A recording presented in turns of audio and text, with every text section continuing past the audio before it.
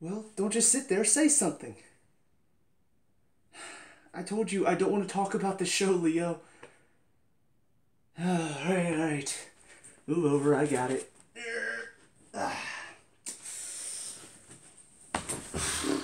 Alright, what's up, guys? Mason the Brock Henderson here.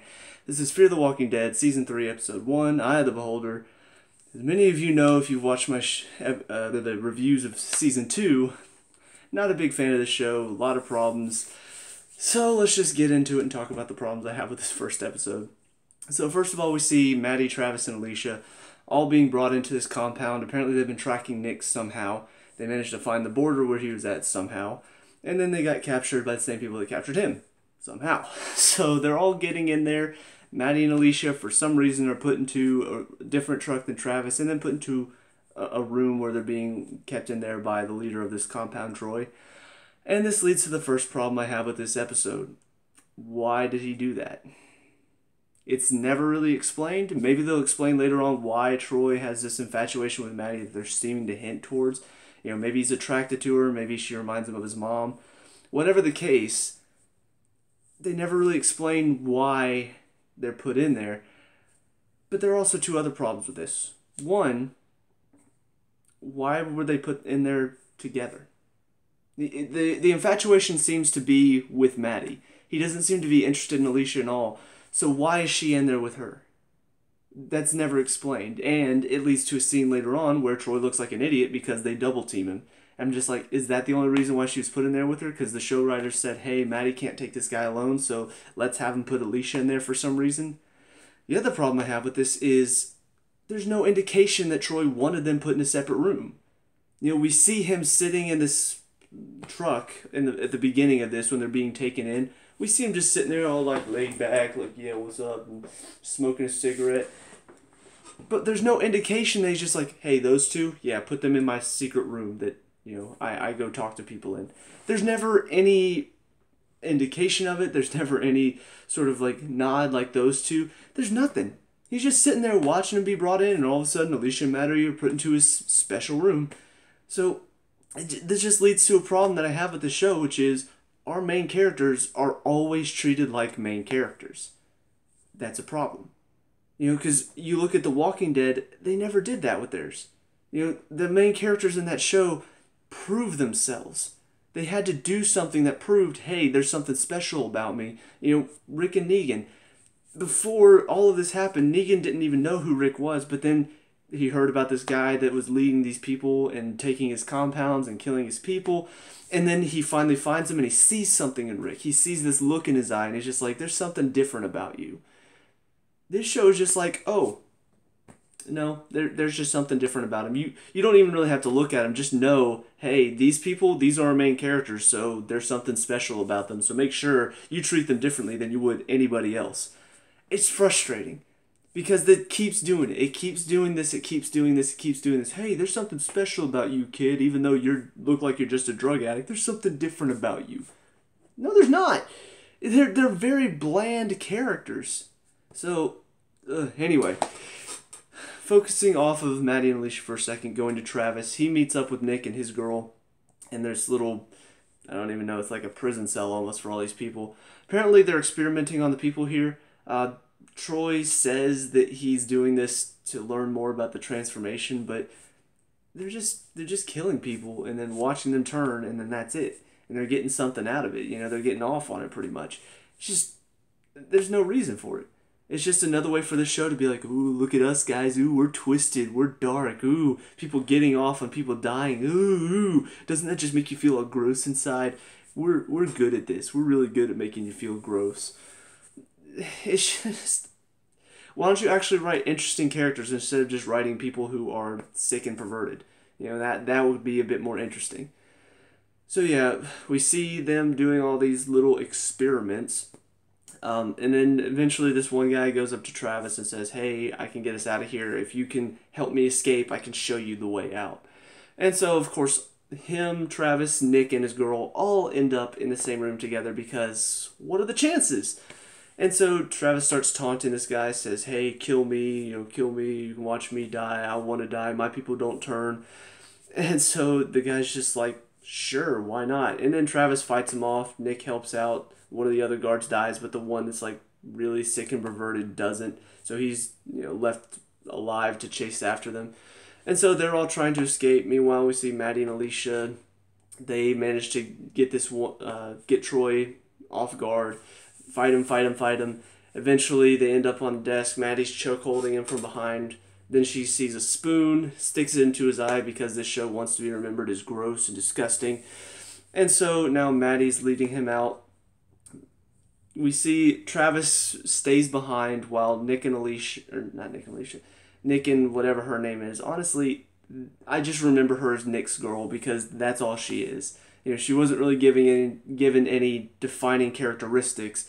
It's just she's Nick's love interest, and I'm sure she's going to stay alive for the rest of the season. Honestly, I thought she was going to die last season, but so far, somehow she's made it. But I expect her to be killed off sometime this season. But they're trying to find the way out. Travis stays behind to get captured so that they have more time to escape. The guy that said, I know the way out, leads them to this one hole. They're taking forever to get in for some reason. But yeah, they're just taking forever. The guy that shows them the hole gets shot. And so Nick and his girl are running away. The guy that was the perverted guard comes up to the guy that was leading them out. And the guy earlier in the show said, I'm not going to die like that. I'm not going to die like that. Talking about turning into a walker. So, of course, because this is such brilliant show writing, him saying, I'm not going to die like that, this may catch you off guard, but he dies like that. Holy crap. Oh, we're pushing the envelope along there, boys. Ooh, that was mind-blowing how he just said, I'm not going to die like that 5 or 6 times, and then he died like that.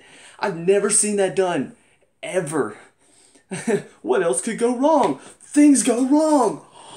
Anyway, so yeah, the perverted guard steps up, slices his throat, says happy hunting, tosses him in the hole, and so now Nick and his girl are trying to find a way out. They manage to get to the end of it, kick down this wall, and then there are like hundreds of walkers waiting for them outside. So they head back. They're walking back, eventually run into that guy that showed them the way out as a walker now. He starts attacking Nick. Somehow it catches him off guard because a walker going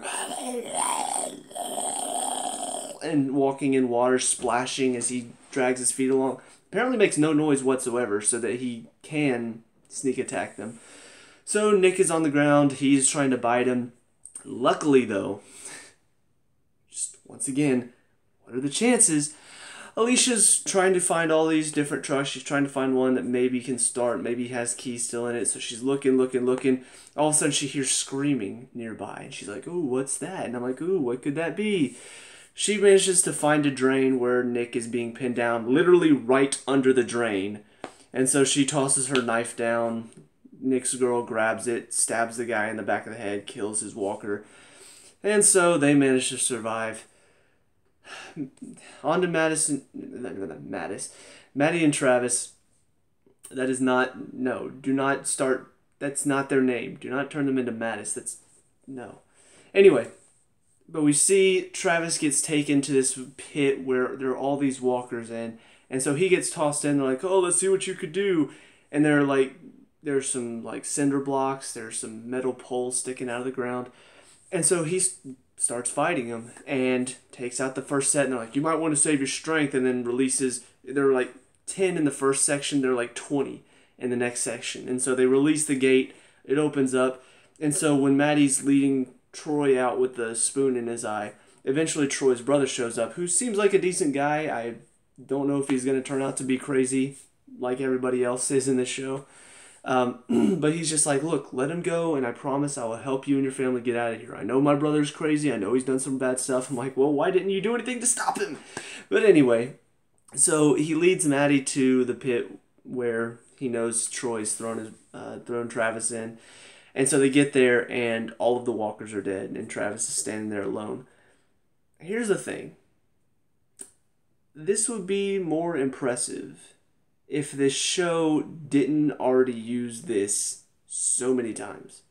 Like, it's really starting to get to the point where, like the scratch-off tickets, you know how, like, generally you buy them and it's like a 1 in 3 chance of winning something. Even if it's just, oh, you won another free ticket. Generally, that's what it feels like. Just like, oh, I buy 3 tickets, I'm going to at least win something. But to win the big prize, to win like the $1 million one is like a 1 in probably 10,000 chance or something like that. Very, very small chance. At the beginning of The Walking Dead, to be put into a group of like a bunch of walkers and manage to survive, it was like winning that $1 million ticket. Like, holy crap, how did Tyrese manage to get out of that big group of walkers? He's a badass. This show, they practically throw themselves into the middle of a bunch of walkers. I mean, at the end of this, when all the hundreds of walkers are attacking, you think, hey, let's just try to escape. But Maddie just grabs a pipe. She's like, all right, let's go. Smack, smack, smack. Nick's like, oh, look, my mom's fighting all these walkers. That looks like fun. He grabs a pipe. Smack, smack, smack. And it's just like, who cares anymore? Travis can do it. Maddie and Nick can do it. Maddie and Strand did it last year. Nick did it several times where he's in the middle of one, all of a sudden manages to find blood, coat himself. It's like nothing now. The Walking Dead, you'd face like 10 walkers, and that was enough to be freaked out, but enough to where, oh, you could barely fight them off. This show's already dealt with like hundreds of walkers, and they're just like, whatever. It's a normal day in the life of us. We just deal with hundreds of walkers every day like it's no problem. That shouldn't be how it is. It's already played its herd card way too soon. And so I just feel no suspense anymore. When Travis is thrown into this pit, I'm like, I don't feel any suspense anymore. I expect him to get out of there. Yes, it's pretty badass when he's standing in the midst of all these walkers he just killed. But it doesn't feel like, at the beginning of it, it doesn't feel like, oh, he's probably dead. No, it feels like, yeah, he's probably going to be okay. And that's a problem. Because we're in Season 3. This isn't Season 6 where they've been doing this for years. This is Season 3 where they've been at it for maybe a year. There's still no real indication for how long it's been, but it definitely hasn't been 3 years. Like, The Walking Dead Season 1 was the very first year, Season 2 was the second year, Season 3, third year, so on and so forth. It doesn't feel like that at all. It feels like, no, it's been maybe the first few weeks in Season 1, maybe the first few months in Season 2, maybe now we're reaching about almost a year in Season 3, and they're already just, oh, whatever. Killing walkers is just a hobby to us now. That shouldn't be how it is. These people were normal people at the beginning of all this, and now all of a sudden they're just like... Anyway. So, Maddie finds Travis, he gets out, they're all reunited together, it's all happy, happy, happy. Then we cut to the perverted guard in a hallway. I will give them points, because this scene kind of does remind me that they still can do scary pretty well. I remember in Season 2 there were a couple scenes that stood out as kind of like, okay, that was an actual, like, very scary, very cleverly set up scene. The hotel where Maddie, Strand, and Alicia were all staying, there was that one scene where all of a sudden they hear thumps. She goes to the window and these walkers are walking out on the balcony because they hear the piano playing and falling to their deaths, like, one by one. And so it's like 20-something walkers just falling out of these windows. I'm like, that is a truly scary scene. Just seeing all these walkers fall, hit the ground, and stand up and just, like, walk towards the front entrance. I'm like, okay, that was actually very cleverly set up. This scene with this perverted guard, also very cleverly set up. It's a dark, dimly lit hallway. He's sitting there, and all of a sudden he hears some sort of noise, and he puts his ear to the wall. He hears something happening.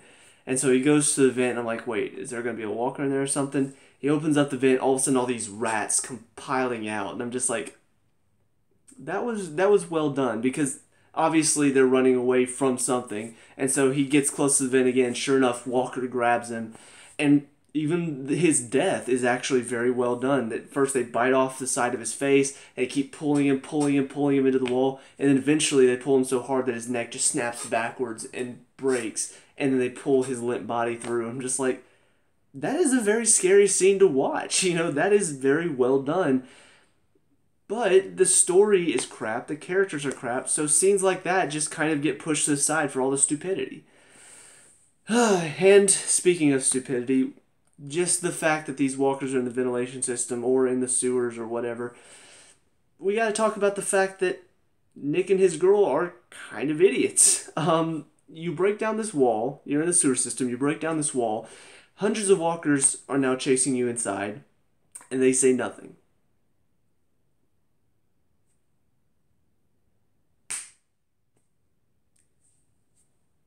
I guess you want everybody, including yourselves, to die? That should be the first thing you say. Oh, hey, thanks for, getting us out of there. Thanks for not killing us when we got out. By the way, we went to the end of that sewer system, and there are hundreds of walkers, and they're probably heading our way right now. But no, they say nothing. They just let the walkers surround them. I don't know how all these walkers managed to come in from different locations, because you'd think they all go one way, so there is a problem with that. But still, just nobody says anything. There's all these walkers heading our way, and Nick's just like, oh, there's nothing wrong. Oh, sewer system, yeah, we're okay. Yeah, we got out of there. There's nothing down there. You don't have to worry about anything. Stupid. So like I said, Maddie and Nick jump into the herd of walkers and just start attacking. Travis goes in because he wants to help too, but then he has to help Alicia because Nick's girl collapses again. So they get her onto the helicopter while Troy's brother is shooting people. Travis is shooting people with the shotgun. Troy shows up and he starts picking off the walkers with an assault rifle one by one. So Travis, Alicia, and Nick's girl are all in the helicopter with Troy's brother. Maddie and Nick are in a truck with Troy. And so they're all heading to apparently this place where Troy's father is running the place. I assume this is going to be where most of the season will be set. I don't know. I'm not really looking forward to it, to be honest. I mean, it could get better. They could do more interesting things with these characters. But I'm always going to be thinking throughout all of this, these characters aren't interesting. Travis is the only one that kind of interests me because he's actually had a pretty interesting story. From not wanting to kill anybody, from thinking, hey, let's just stay away from all of this, then getting sucked into it, having to see his son get sucked into it and become sort of a sociopath, and then eventually his son dies and he loses his mind and kills 2 people because of it. I mean, he's actually gone through a very interesting arc, whereas everybody else has just been bland or just stupid. Nick going through his phase of, oh, I don't want to be a part of this family anymore, I'm going to go out on my own, and not dying somehow, even though he probably should have died 3 or 4 times. Maddie going through her whole, like, oh, I'm this awesome person, and I should be in charge of everything, and I'm going to tell you what to do and tell you what to do. And she's just been bland and boring. Alicia's been kind of like a sideline character for most of this. She's been, oh, I can't believe you don't listen to me as much as you do Nick. I can't believe you don't love me as much as you do Nick. And pretty much being treated like a younger sibling, even by the show writers themselves. And then Strand gets kicked out. Ophelia and her dad, both very interesting characters, both are gone now. Yeah, I'm not looking forward to it. I truly do not care about any of these characters except for maybe Travis. And even then, I'm not really fully invested. I just want to see where story's going to go from here. That's about it. Hey, so yeah, obviously I've got a lot of catching up to do. I think they are about to start the second half of this season, probably this Sunday, I think. So yeah, I'm going to try to get caught up before the end of the season. I don't know if I'll be able to, but all I know is not really looking forward to it. So let me know what you guys think down in the comment section below. What were your thoughts on this first episode? What were your thoughts on going into this season? Let me know. We could talk about and discuss all that good stuff. Leave a like and subscribe for future Fear the Walking Dead reviews. I'll see you guys in the next one. Peace out.